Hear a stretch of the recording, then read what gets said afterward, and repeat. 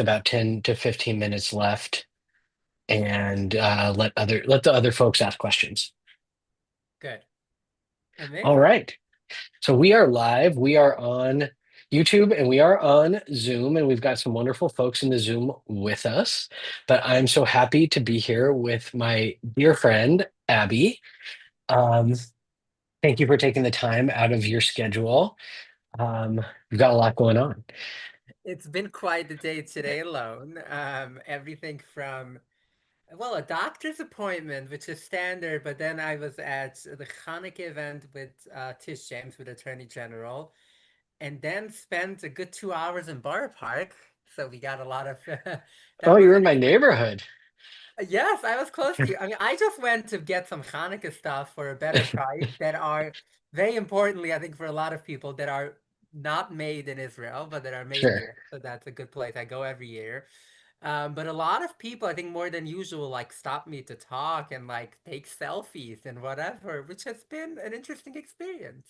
Yeah, and Borough Park in particular. Yes, That I mean, Borough Park is. has always been a bit like I choose Borough Park over Williamsburg because I feel more Borough Park is relative is doing a lot of work here, compared to Williamsburg. Burbank is relatively more open, but I think things are changing everywhere. I don't know if Yeah. you saw the videos. The mayor-elect Zoran was last night at Boat. So we can. I feel like we're diving into this conversation without Yeah. planning, but um, Satmar, which is the Hasidic group that a lot of people know, even though it's not a Hasidic group that I grew up in. But they do every year. They have basically their own holiday ultimately that's called Kuf Aleph Kislev, which just like 4 days before Hanukkah. They do a really big. So that is the day that the first Satmar Rebbe kind of crossed the border into Switzerland during World War II. So, which is actually quite complicated. He was on the train with Kastner, and like the whole, like, some people might know the Kastner trials, that actually was about that train, which had a lot to do with how he got out. We don't have to go into that. But Not beyond the they scope do, of this night. Yeah. there's a lot going on there. There's a lot going on there. There's some claims of hypocrisy, like, because that train was actually run by one of the Zionist organizations, and he was telling people not to get, even during the Holocaust, which was a very complicated statement to make, where he was telling people to refuse any help from Zionist organizations, and then he took the help. Whatever. We're not gonna go into that right No, now. no need to relitigate the past. But So the point is, they do this really big events, the largest events of the year. Both, there's like two main Satmar communities, and Zaran went to both of them, and people were extremely welcoming, and it was really nice, and they were all they all openly and officially welcomed him and talked about him being there and being excited, and everyone clapped. And I know that he had a great time. I have heard directly already. Had a really great time. So yeah, it was an interesting day. It was an interesting 24 hours for me in a lot of different parts of the world, and that in a lot of different parts of my life. And then last night was Brad Lander. I was also Brad Lander, who a lot of us know, who's also a member of JFresh, launched his congressional campaign. So that also happened. yeah, I feel like I'm landing from an intense 24 hours, and I'm happy to yeah, be. a really intense 24 hours in the midst of like an intense year. So let's let's dial back all the way, right? So you've got to book Genesis? out. Well, your Genesis, yes, the birth of Eve. So you've got a book out about your life becoming Eve, and there's a play now based on the book. And so a lot of people know about you. A lot of people know about your life, but there are still some people who don't. Okay. So when you introduce yourself to new communities, what do you want them to first understand about you and your Mm, work, just to kind of contextualize who you are in this moment and all that you do, because you do so much. yeah. So I think I have to always start with the Hasidic community, where I was raised, and that is, I used to think that's a bad thing. I've come to realize that I think we each are the sum total of our experiences, and that's it is what it is, and that is beautiful. I mean, I think as much as I try to run it, when I try to run away from it, so much of who I was who I was not. I would be like, I'm not Hasidic, I'm not Orthodox, I'm not that, I'm not that, I'm not that. And it wasn't very healthy. So I've learned to like embrace a lot of the parts of like, yes, this is where I grew up, so let me share a bit about that. So I grew up in the Hasidic community, so a bit about that for those who might not know nothing about the Hasidic community. Um, so there's two parts to this. There's the Hasidic movement, which is a uh, almost a counter-cultural, like almost these like anarchist, spiritually anarchist movement that begins in the middle of the 18th century, founded by a guy who's known as Israel ben Eliezer, known as the Baal Shem Tov, who founded this movement, who was originally taking a lot of Kabbalistic ideas and put them into day-to-day life. So you can think of it a lot as both a version of applied Kabbalah, like beyond the mysticism, but actually demystifying a lot of it. But the more important part of the Hasidic movement was to bring kind of a version of like let's take a few big ideas. So at the time in Eastern Europe, in most communities, you had a very small percentage of the community that were the rabbis and the educators and the, let's even call them elite, the elite, both in not necessarily in a financial capacity, but in a spiritual way. And then you had everyone else living in the shtetls who tended in Eastern Europe, who tended to know quite little. And there was this like very clear picture that like, oh, in order to get close to God, you need to study all day and you need to follow a very specific path and you need to follow all those rules. And then this guy who is kind of a hippie, at least like what we would call him today, who has spent decades just roaming around the Carpathian Mountains, for anyone who knows that part of central Ukraine and Romania, and doing all these weird stuff. And he is like, you know what? No, you have this like those stories where he says that a person who studies all day and then has all the perfect intentions comes into synagogue for evening prayers, and then there's another person who spent the whole day working in with the horses and the buggies in the field and doesn't even understand a word of what he's saying, but that person has to sacrifice more to come into synagogue, and then that person's prayer, who doesn't know what he's saying, could be just as important and often even more spiritually significant. And like a lot of messages like this, kind of like democratizing Judaism and being like everyone has their own path to God and to Judaism, redefining a lot what God is also was a big part of it. And what becomes the beauty of of Hasidic Judaism is that you have the very like deeply in-depth, well-educated, you get those teachings from people going back into deep Kabbalistic, and you have by the second and third generation, you have very well-educated rabbis who are writing books on Jewish law and spirituality. And then all of those people coming with a message, though, even if you know nothing about that and you just do your best and you try your best and you find your own path, you're just as valid and you're just as good as a Jew, even if you think you're a bad Jew. I Yeah, think and is it's a good way interesting. of encapsulating that message. But It's what so happened? interesting that, I'm Yeah, sorry to go ahead. interrupt you, Yeah, no, go that ahead. like quite often, especially because they line up time-wise, the Reform movement and the Hasidic movement are looked at as like polar opposites. They were But not. they were not. But in that way, in the way that you're describing it, they're actually very, very similar, just coming at it from different parts of the world, really. Yes. And I think so. So what's so interesting though also is you have the early Hasidic movement is being opposed by, it wasn't even called Orthodoxy at the time because the concept of Orthodoxy was basically developed as a response to Reform and to the Enlightenment, but the mainstream and the establishment starts fighting with them really intensely, less so during the Baal Shem Tov's lifetime, but then the Baal Shem Tov passes away in 1760, and then as his students take over and it starts really expanding into like central and western Ukraine, into Belarus, and then once it hits Lithuania, it starts pushing up against this wall of opposition to the extent that the quote unquote mainstream Jewish establishment in Eastern Europe puts them in cherem. There's Yeah. this like very intense moment where the Hasidic people are put in cherem.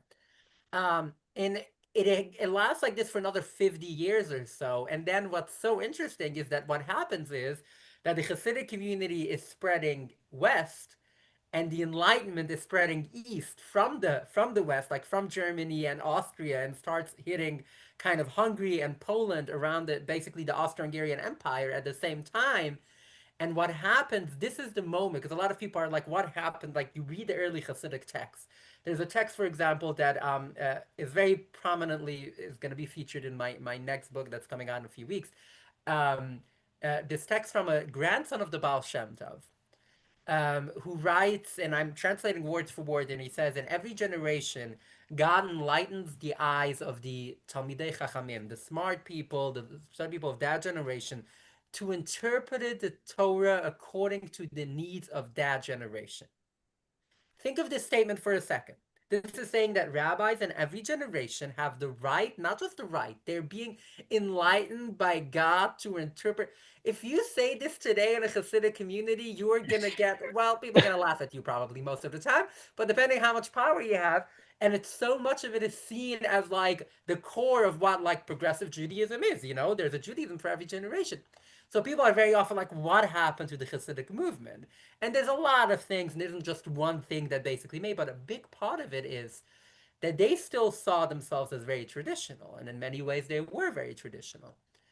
And when they started kind of brushing up against the Enlightenment, and then it wasn't called reform, mostly what was called the Neologan in the Austro-Hungarian Empire, but the early forms of reform and what we now call reform or conservative or whatever other name we give that, and that's when they started joining forces. That's when you suddenly start seeing the opposition against the Hasidic movement dies down. And both what we come to know today as Haredi, as ultra Orthodox communities, join forces against the quote unquote real threat, the Enlightenment. So that is when it starts. Though what I want to say is for anyone who knows the Hasidic community today, which is what was going to get to where I was raised, and they seem to be the polar opposite. They didn't become what they are today until after the Holocaust. Yeah. That part is not it's when I want to say I know it's a harsh statement to say something that isn't debatable, but I'm saying that quite literally that isn't debatable, and what I mean that in a very simple way. And I invite anyone, go look up photos of Hasidic rabbis before the war. You can see something very interesting. Look up if you compare photos of Hasidic rabbis before the war and Hasidic rabbis today. The rabbis are dressed the same kinds of clothing. They're not nothing much has changed.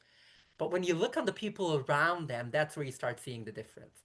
You look at Hasidic rabbis today when they're surrounded by their students and everyone looks the same, everyone dresses in the same clothes, everyone has their long beard and payas, and everyone does.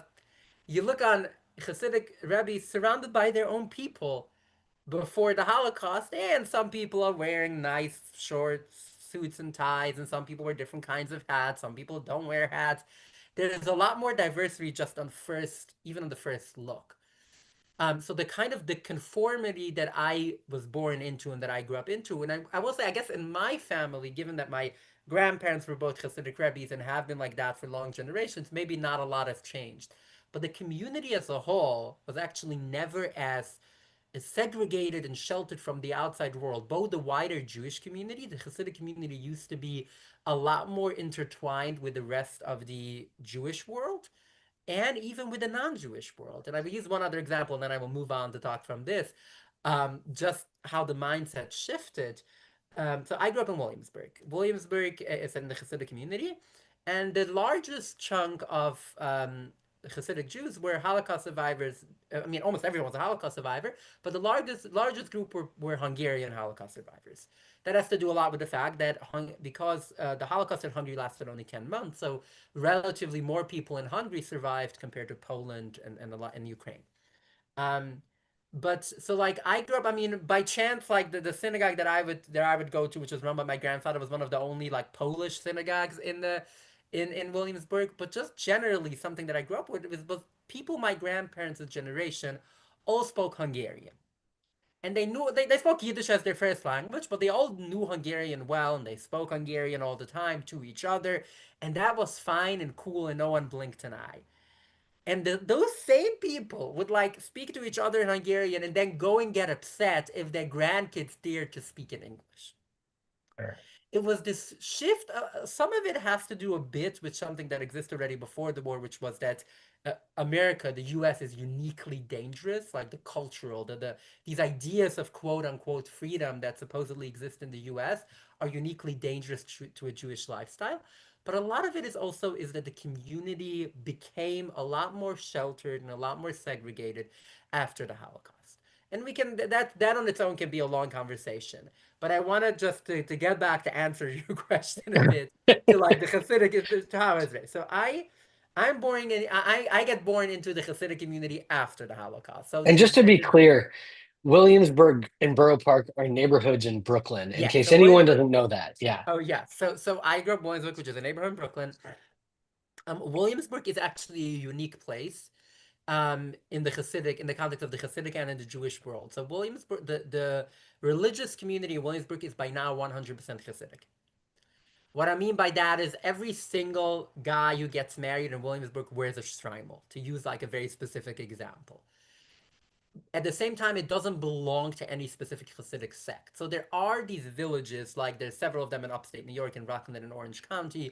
There are those villages that are created by specific sects. So those usually tend to be only that specific sect.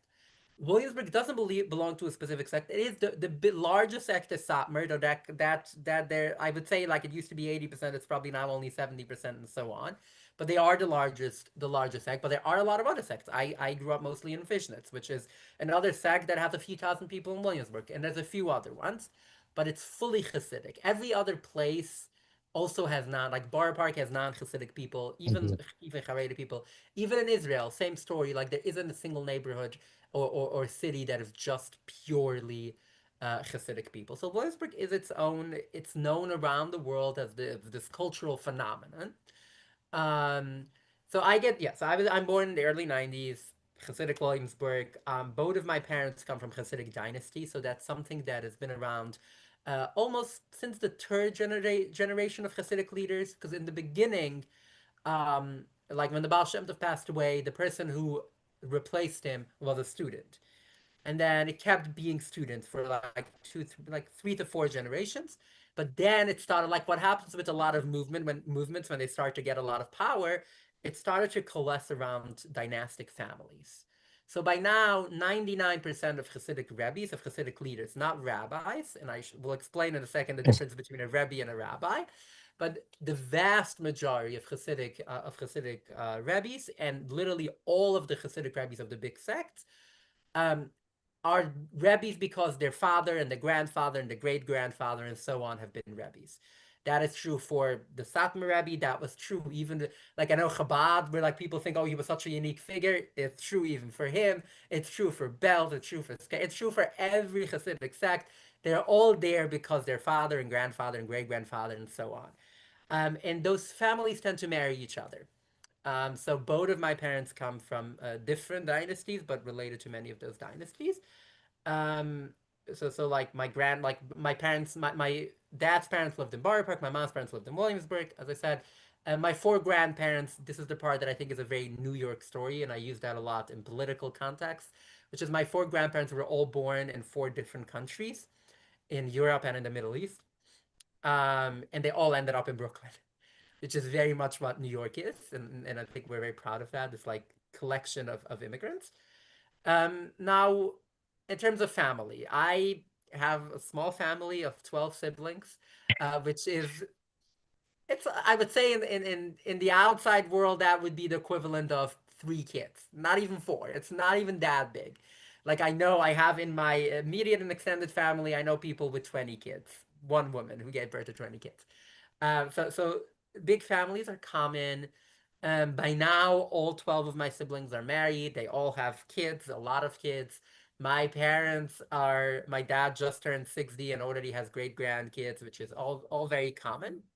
Um, you attend, so the schools that I attended to are gender segregated, literally from nursery, which is kind of also unique in a lot of Hasidic communities around the world. It tends to segregate only starting in first grade, sorry, but for us it was segregated from the beginning by gender. um Girls schools tend to offer a relatively better education, a bit more equivalent to what you would get at a public school in terms of the content of what you're taught, for a very weirdly sexist reason. Like girls get a better general education, but not for feminism or anything, but more because the community was like, someone is gonna have to read the bills and the doctor and then go to the doctor, and men are supposed to just study Torah all day and not waste any time. Women, who cares? Sure. Let the women know the math and the English and then let them do the bank accounts and so on. Not saying there are no men who can do that, but that is basically the logic behind that. Um, so I grew up speaking Yiddish, learned Hebrew from a really young age, mostly what we would call Lushan Kodesh, which is basically this Hasidic rabbinic medieval Hebrew, which is quite different from modern Hebrew. I did pick up modern Hebrew. My dad is from Jerusalem, and I was around it quite a bit. And then I even studied Aramaic starting in fourth grade. And I would say I also studied some ABCs, but I knew Aramaic better than I knew English growing up, and then studied English only after I left. I got married in an arranged marriage at the age of, like, got engaged at 17 and married at 18, which is, again, very common in the Hasidic community. Like, none of that, I have 12 siblings. All of us were teen parents, for context. Mhm. It's like, I know I think a lot of American pop culture has an obsession with teen pregnancy. And I'm like, Yeah, that was yeah. all of us. That was normal, sure. It's no. And then I started leaving when I was 20. So a bit soon after my son was born. And that was where the real kind of like journey and struggle and began. But the other thing that I will add is obviously the gender segment, which for me was always present. I don't necessarily remember a day that I have this people have discussion like, when did you realize that you identify as a girl? I don't. My memories begin with crying that my dad wants to make me payas is meant for boys, and telling my mom at age 4 when she caught me. I'm not gonna get graphic on here. People can find it in my book. She caught me doing something to myself, and I said, "I think I'm a girl." Like, those are some of my earliest memories. Um, so that has been with me since I was really young. I had no words for it, and it's a big part why I think LGBTQ and trans specific awareness is so important, because so much of my struggle was not even having the words to describe it and to know it. And for most of my preteen and teenage years, I was convinced that I'm crazy. And in some ways, that's by Uh, design, right? Like within the community, part of yes, keeping kids only literate in a certain way is a way of creating that much more control. 100%. It is a way, to quote my dad. So, my dad runs a school for teens at risk. By teens at risk, we're not talking about people who are on drugs. Maybe some of them are smoking weed. We're not talking like at risk of whatever, but at risk, I mean, they might be talking to some girls, they might have smartphones, whatever. At least that's what it was 15 years ago. I don't know if that has changed since. One of the things that he told me, so after I got married, my first kind of job was also tutoring some other teens at risk, so to speak, at a school. And one of the things that he told me, which as a matter of pride, as a good thing, which still sits with me sometimes on how messed up it is that he told me that you just gotta try to keep them in there until we can get them married at like 17, 18. And then they're just there. They're stuck. They have no, it's not like they can leave anyway. They're stuck here and we'll be fine. Like, it's an intentional of like, how do we get people to keep? They have no way of surviving on the outside. And I mean, and that is changing. Like, it's like for me, like when I was 20, and I'm like, okay, I need some more answers on a lot of, sorry, I was like, I need answers on some subjects.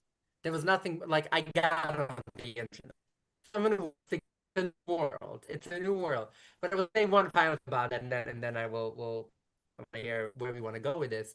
But one of to give like the context, like um how much the internet changed. So when I was leaving, I was married, and I was very open with my ex-wife. Like, we had a, I don't know what you can call it. It was an arranged marriage, so I don't know what you want to call it. But we got along well. And at some point, her family learned that I wasn't religious, and they wanted my ex to leave me, and she refused. So they dragged her to our Rebbe, to our whatever, who was supposed to be, who was also, very close, like family and everything. Great. And they talked to him and told him all the bad things that I'm doing, and they mentioned in passing that I was spending some time at a library. And so he grew up in Romania in like the 1930s, where libraries were the peak evil. It's like where all the like young enlightened, whether it was the socialists or the communists or the Zionists, there were all these different Jewish youth groups, and everything would happen at the libraries. And he got all like, oh no, like I need to promise not to go to the library, and I can't go to the library, and the library became this evil. And it was so ironic to me because I'm like, I promise you, I can, on this tiny device, I can find way worse things than I can ever find in a library relative to them. But yeah. Yeah, and I mean it's so funny because like obviously I grew up, a Reformed Jew, fully integrated into regular society, like secular and Christian society. Like the most wholesome thing one could do is go spend time at the library after school, right? Like if you're going to the library, you're kind of a nerd. So like it's pretty amazing Oh, that I'm that definitely a nerd. sure. You can get that. So one thing that But I I mean, think, yeah, go ahead. go ahead.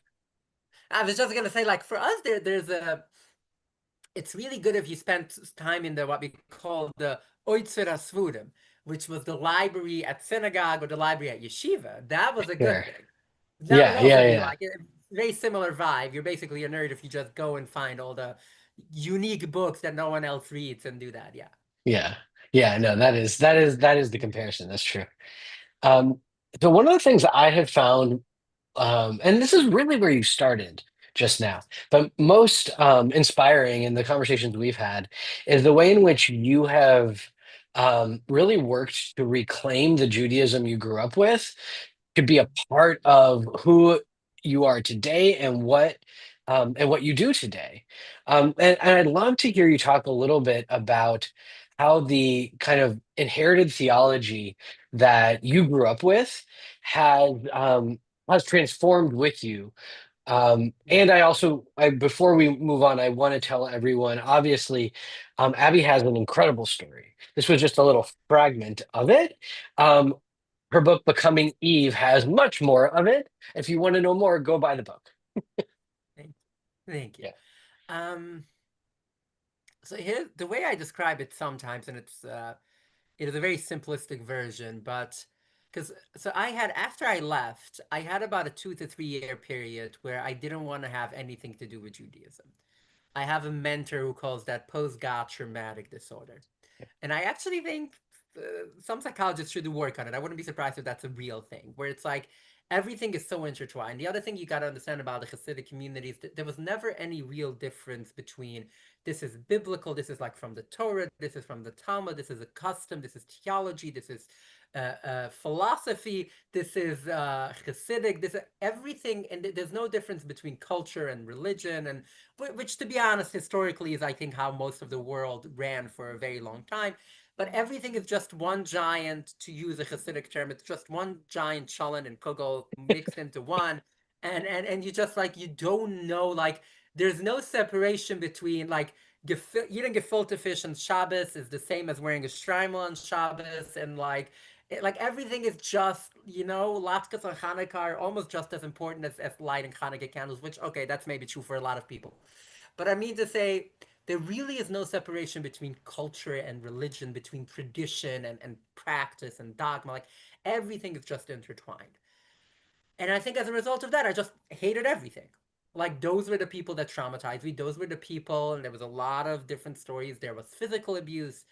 There is a lot of sexual abuse in the community. I'm to some extent maybe almost privileged that I didn't experience that directly, but I did have a lot of physical abuse from teachers and mentors and whatever, which took me leaving to realize that that was not okay. Um, and anyway, yeah, and there was a lot of other like just like trauma generally. So I just like I didn't want to have anything to do with it. Might have and Oh, you're love. breaking up quite a bit.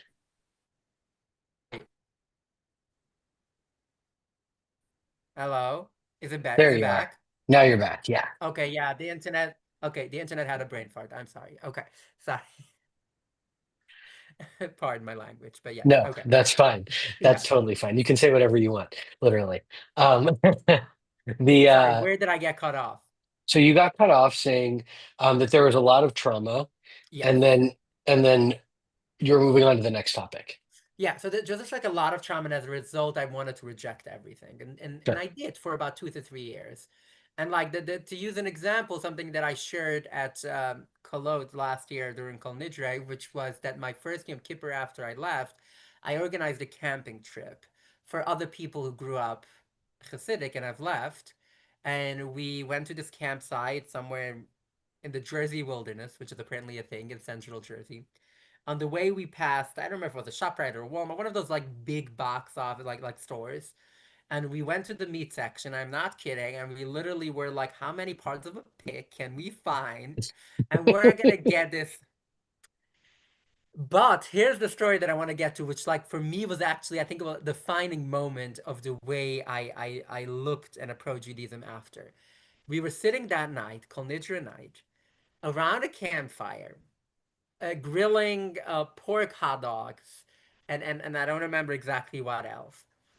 And it wasn't planned or anything. And we start singing Kol Nidre on a full like. Sorry, let me rephrase it. We start singing Kol Nidre like in the Yeah. full Hasidic like. To this day, I don't think I've ever had a more spiritual Kol Nidre. And what do I mean by that? I'm not saying that okay, if you want to feel a good Kol Nidre, you got to go do it in the forest of a pork hot dogs. I think for me, what I realized then was that there was a certain purity to it. There was a certain like, we're not doing this because anyone is forcing us to do. We're not doing it for any particular reason. But there's more to it because let's be honest, there's nothing more Jewish than eating pork on Yom Kippur. What do I mean by that? I mean by that is that someone who really doesn't care about eating pork on Yom Kippur. Right. Someone who is really like disconnected doesn't care.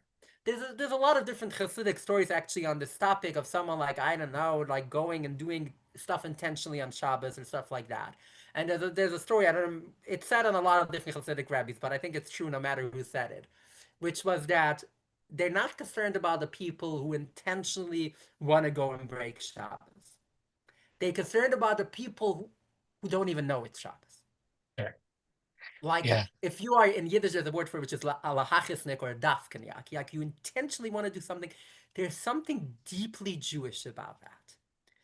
And I think that I didn't realize it at the time. And then later, as I started, or the way I would describe it is like if you imagine a circle of Jewish observance and like Hasidic, I don't know, ultra Orthodox Judaism was at point one, and then I made a 180-degree turn in trauma. I destroyed the entire circle. And then I picked up some pieces of it and went and created my own circle. And that is how I perceive it. And it's truly the way. So, what I started realizing is that doing the things we're doing, to use an example, like we were sitting on Neila, like the Neila that we did this year, blocking the Brooklyn Bridge for Palestine and singing and chanting. That is, to some people, we are breaking maybe who knows how many rules. But when I think of it on a deeply, in a real traditional and spiritual level, this is in the tradition of what we have really been doing for thousands of years. Judaism was never static. Not just that it wasn't static, it was the pride of Judaism. And Judaism has always had a rebellious strand from the beginning. And when specific, I mean, I think that's true both in a traditional way, but it's even more so when you start studying, which I spend a lot of time, like the academic or kind of scientific history of how Judaism develops. And you start seeing how so much of it was just these basic ideas of we want to do better than what did before. And it comes with rebellion. Every stage of it comes with taking some parts of that exist before. It's how we end up with all of our holidays kind of just being agricultural holidays and redefining them in our own way. Or Yeah. like in Kabbalah, there's a concept in Aramaic, it's called milin litzadi yemalel, which means speaking words against God.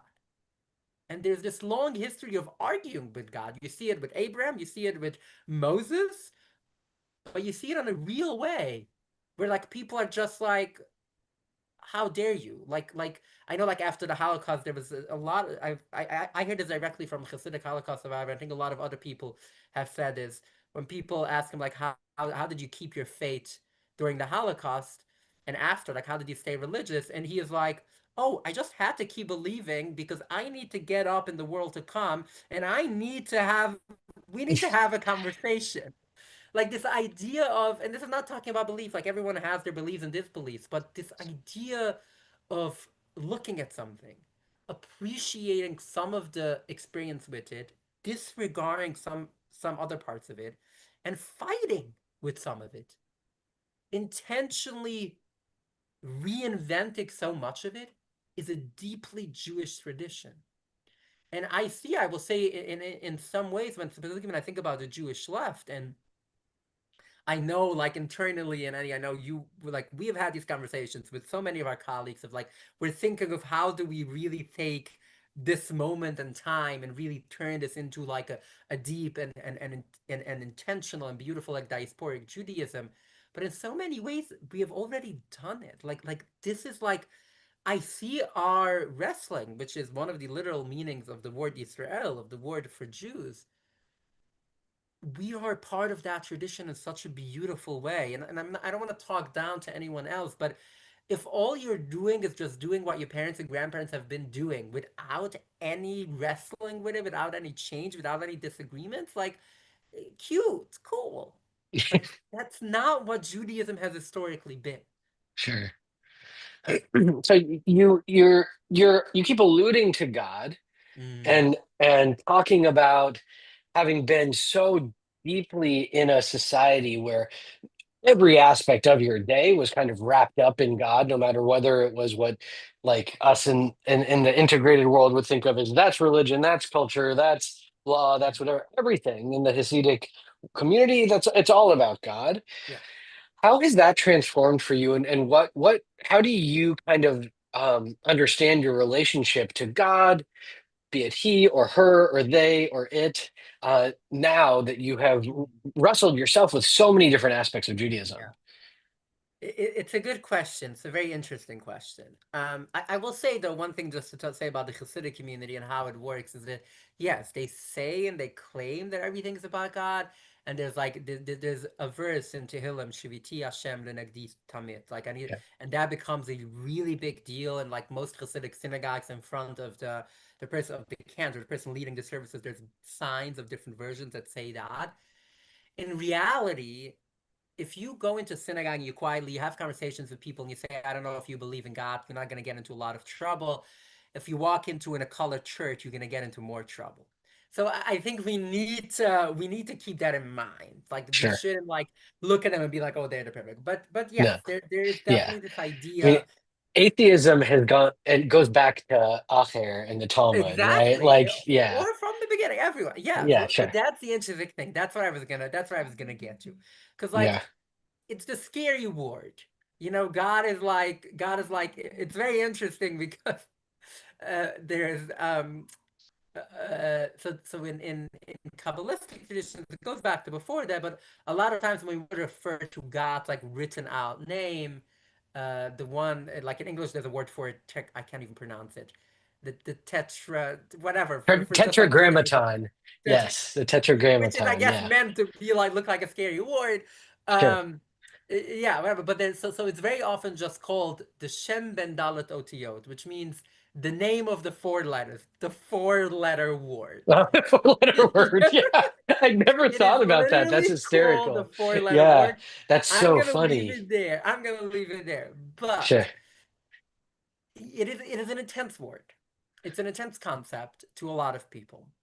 At the same time, for those of you who haven't, I encourage you to read. There's a book called Jewish with Feeling by Rabbi Stein, who has had a really strong impact on me. I still got to meet him twice before he passed away in 2014, and both on a personal and his writings. But the first chapter of that book is literally called "Oi, what a word!" talking about God. What does God even mean? So here's something that's very interesting.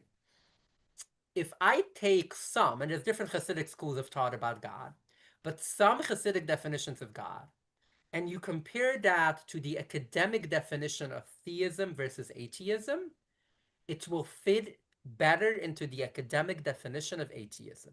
Yeah. Specifically, there's two main schools of thought about what God is, and there's one that is very well known, which is that everything in the world has a spark of God. People know that a lot because it's like what Chabad goes with, but there's actually a more common in the Hasidic community, more common idea, which is that everything is God. Yeah. Or rather, to redefine, God is a word that we use to define, to call the sum total of all there is. And I was very, for me, it was very much what I was told. One of my teachers, one of my mentors would describe it as like everything is God, similar to how like all the light that we see during the day is sunlight. And if you are in a synagogue with a stained glass window and you see suddenly a yellow and a blue light, it's the same light, it's just filtered through a different perception and you see it in a different color. The sunlight hasn't changed, it's just the Yeah. perception of it. And that's the same idea. It's Now, when funny. you, yeah, I when I was in rabbinical school, I took a class on Spinoza, yeah. and Spinoza was put in harem for that idea. Yeah. Um, and I remember asking the teacher, I was like, well, this is the like core concept of God in Hasidic thought. Like, is there any relation?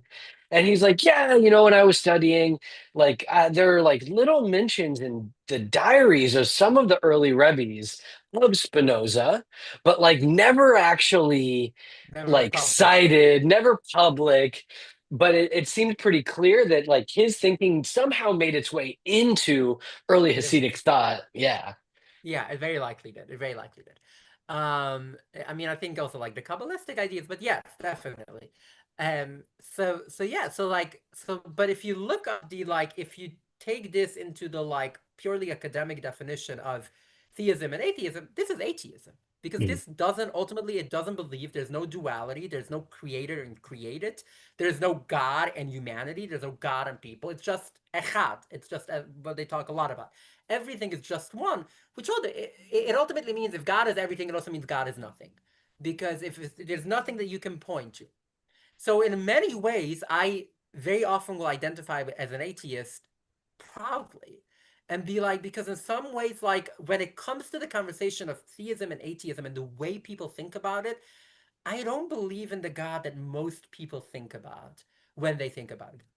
At the same time, I relate to an idea that I think we have used the term God for that idea to grapple with it and to explain it. And I really like that idea.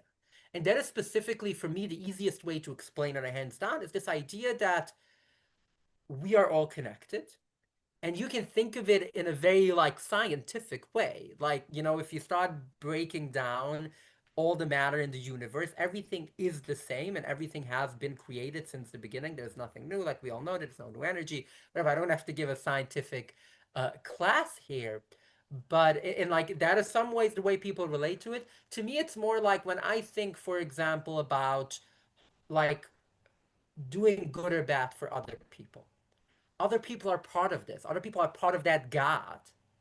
If I do something bad for another person, I truly believe that I can do that. I would say that I'm harming God, and people have probably heard me say this at like protests or rallies, specifically around LGBTQ issues and trans kids. To me, it's not just it's not just hyperbole. It's not just putting out there. I truly relate to this concept, and I think the word God is a good term that we have used to describe it. That is the sum total of all there is. It is a way to relating to, some people will call it quantum physics, some people will call it a lot of other different names. And then I think historically, some people called it Allah, and some people in India had many different ways of calling it. So much of it is related, and so much of it comes from the human desire to explain something beyond the physical manifestation of what I'm going to touch right now. Yeah. There's a book, and I think I'm going to finish with that. I want to make sure we have some time, but there's a book called Religion for Atheists that I read years ago. Don't even remember who the author is. But what was so interesting, one of the main takeaways that I took away from that book is what it's trying to do is ask the question of, specifically, if you don't believe that religion the way we have it today came from divine revelation in the literal way, the way a lot of people believe in it, then the question then starts, then why is there religion? Right. And to start thinking about, yes, yes, a lot of it, I think it was very often used by people in power for as a medium of control, and we need to focus on that. We can't ignore that. But at the core of it, it was trying to answer some questions in our lives. And regardless of what you do or don't believe in, we still need those answers. We still need those space. And for me, this is the point, at this point that caused our ancestors thousands of years ago to start probably the first thing that they were that people worship were the stars and the sun and the moon or whatever it was. Did I freeze again? Okay. No, you're good. Yeah, You're good. yeah. The Yeah. same thing that caused us to develop those beliefs, it's still here. The human condition is still here. And I have words like when I think of a prayer, okay, like I'm Hanukkah is coming and I'm standing up and I'm like, blessed, I say Baruch atah, like I say, blessed are you, God, who has commanded us to light Hanukkah candles. What I'm thinking is that to me, the biggest message of Hanukkah is this like during the darkest time, we are shining a light in a very literal sense that is also supposed to be a spiritual message. And yes, I am grateful for, again, instead of just giving a speech and start counting everything that is in the universe that I'm going to be grateful for, or everything that made up the world, we use God as a way to relate to that. Right. And yeah, and it's not new. None of this is I think I'm just like maybe I'm more comfortable than our spiritual forebears to say this out loud. But Right. these ideas are found, not obviously Hasidic people take it a bit more, but Kabbalistic ideas. And even before that, you start going back to like as far back as like Yecheskel, like Ezekiel, and he starts talking about seeing God sitting on thrones and whatever. And we're all like, what are you doing? He is just making sense of the world that he is seeing and probably some of his hallucinations. I'm not sure what he was Sure. high on. But and I'm saying this as a good thing, not as a Yeah. bad thing. That he was seeing. And this is our tradition. The Jewish God, that's the thing. And I think that's a big reason why a lot of Jews never converted on, never fell for any other religion that had a human manifestation of God, because we were always just like, we already have human gods. That's Right. me and you and everyone else. Yeah. Yeah. Yeah. Yeah. I don't know Yeah. if I mean, there's any. Yeah. Sorry, go ahead. I could go, and so like we could talk about that for another hour. Um, Uh, but one thing you did say, which I think is really, I want to lift up, is this people are very, especially like on TikTok, on social media, when people get like a little bit woo-woo with stuff, people today feel very comfortable talking about the universe intends X, or the universe does Y, or the universe like has a purpose. Yeah. And like that, it's literally, it's the same thing, right? It's exactly what you're talking about. And it's a different word than God, because God has all of those hangups that you were talking about before. But it is so. I agree. I think that. I also think that's why there are so many people converting to Judaism right now, is Yeah. because the God concept within there is something that isn't so prescriptive. It's much more fluid, and it can be closer to atheism than anything else. So, thank Yeah. you. I want to get to I mean, we also have questions. on a real way, I think Judaism has the largest number in percentage of people identify as Jewish and atheists compared to any other religion. Yeah, no, I think that's It's like almost certainly true. according to a Pew, no, according to a Pew poll I read once upon a time, but yeah.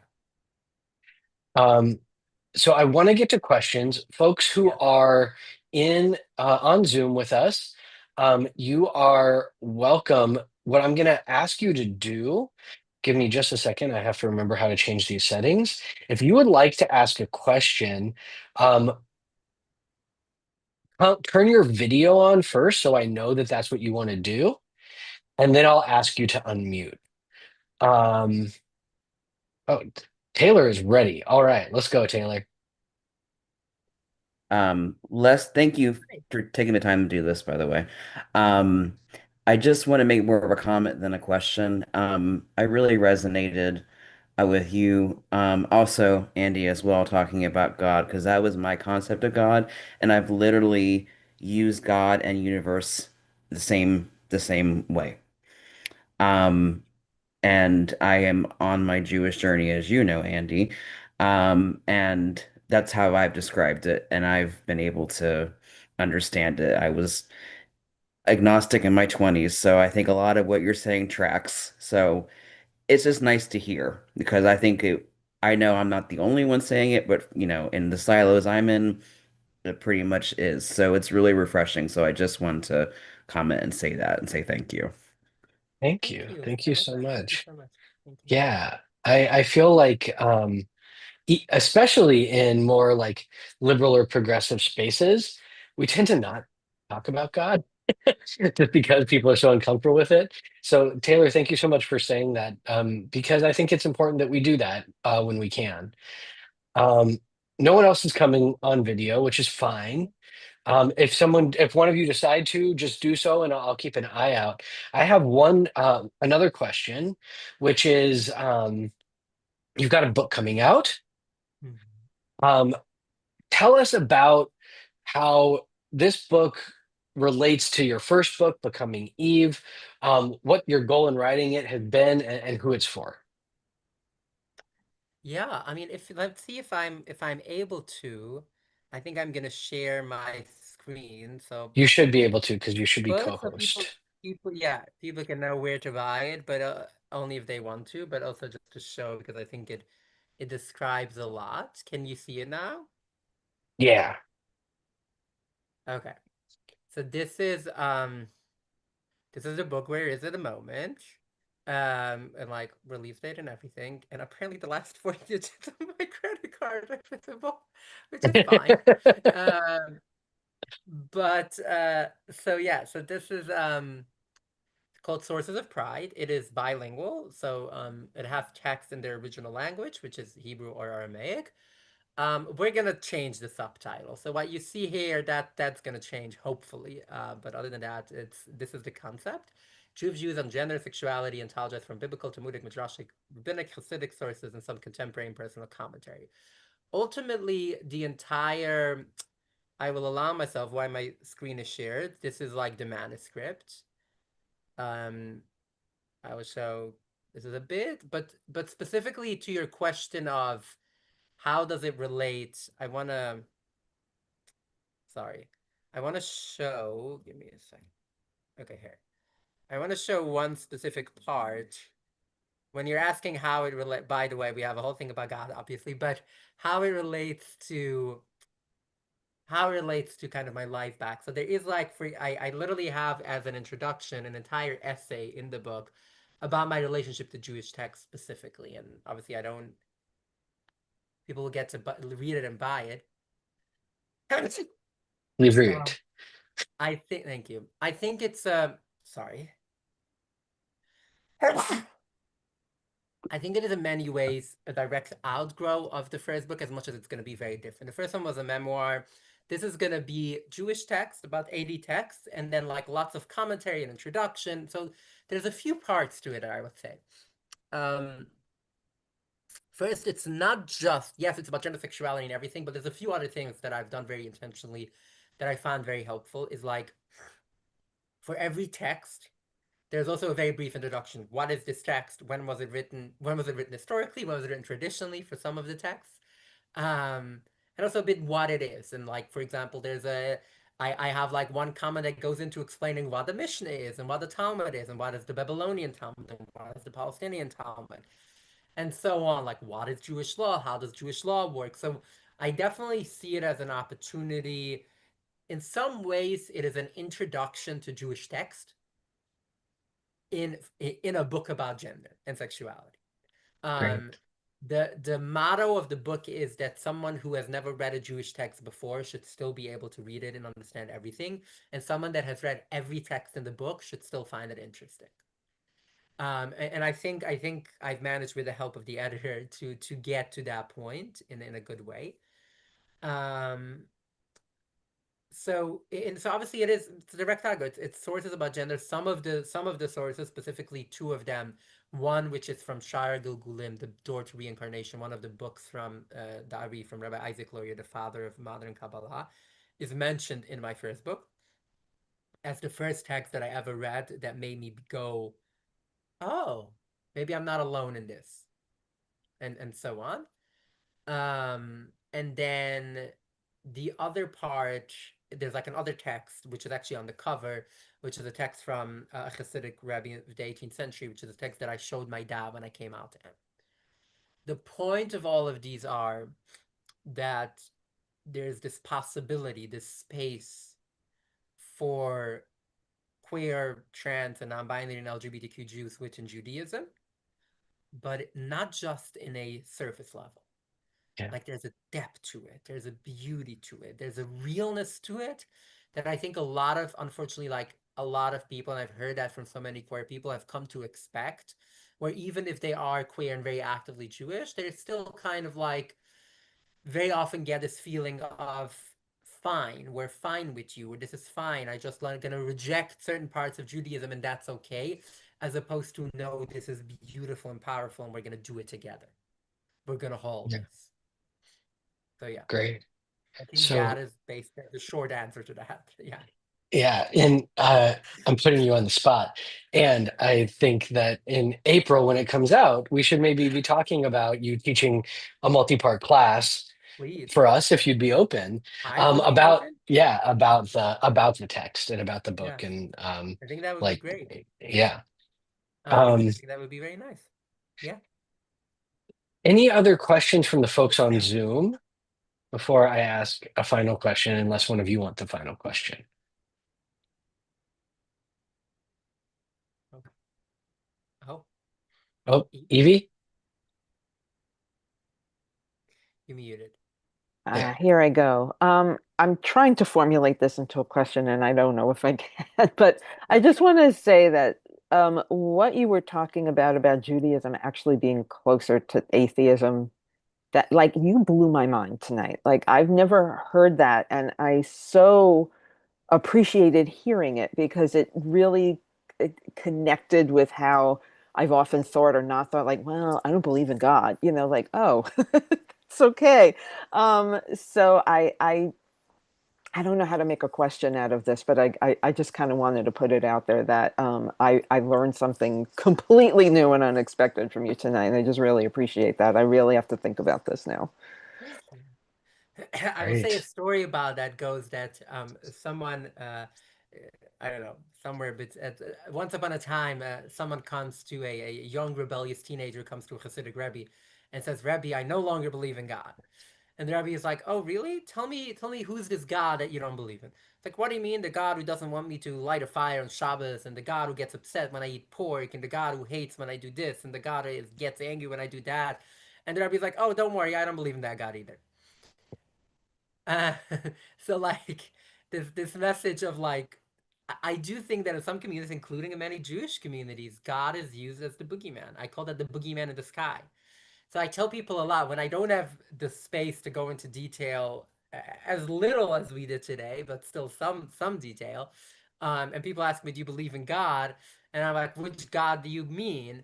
And if they describe what I call the boogeyman in the sky, then I'm like, "Nope." Then I'm very proudly an atheist. Like if that's your God, then I don't want to hear about it. Yeah. Yeah. So Yeah. And thank you this for that. is um very much very Reb Zalman. Yeah. Yes. That was definitely like I think the way I think about it still to this day is very much influenced by Rabbi. Yeah. Yes, me too. Me too. He is perhaps the greatest influence on my rabbinate as well. Yeah. So thank you so much for your time tonight, Abby. I know like you've got a million different irons in the fire, and I'm really grateful that you're that we're one of them.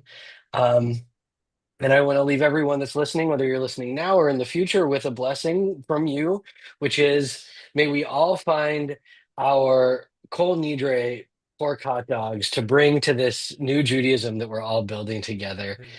And I'm so glad that that you are in this with me, with all of us, and that we're sitting around that fire together. So thank you, Abby. Thank you. Thank you for being And with us, and we'll yeah, talk soon. And happy Hanukkah to everyone, and taking that into Hanukkah and like, yes, whatever you relate to. All I want to say is that you're just as good a Jew. If Hanukkah for you is all about the donuts, that's totally okay.